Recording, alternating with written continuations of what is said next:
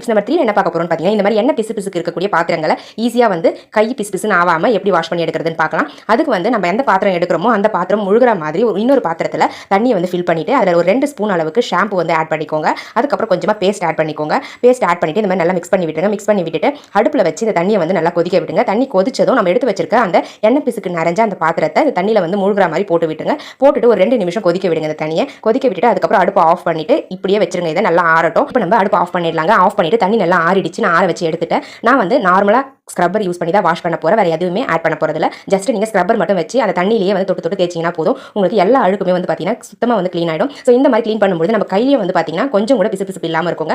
ஈஸியாக க்ளீன் பண்ணி முடிச்சிடலாம். இந்த மாதிரி எண்ணெய் பிசு பிசுப்பு இருக்கக்கூடிய பாத்திரங்கள் உங்கள் வீட்டில் இருந்துச்சு அப்படின்னா இந்த டிப்ஸை ட்ரை பண்ணி பாருங்க. ட்ரை பண்ணி பார்த்துட்டு ரிசல்ட் எப்படி இருந்தது அப்படின்றத கமெண்ட் செக்ஷனில் மறக்காம கமெண்ட் பண்ணுங்க ஃப்ரெண்ட்ஸ். பாருங்க நான் வாஷ் பண்ணி முடிச்சிட்டேன். புதுசு மாதிரி மாறிச்சு பாருங்க நம்ம பாத்திரம். இந்த மாதிரி நம்ம எண்ணெய் பிசுக்காக இருக்கக்கூடிய பாத்திரத்தை இந்த டிப்ஸை பயன்படுத்தி ஈஸியாக க்ளீன் பண்ணி புது பாத்திரம் மாதிரி மாற்றிடலாங்க.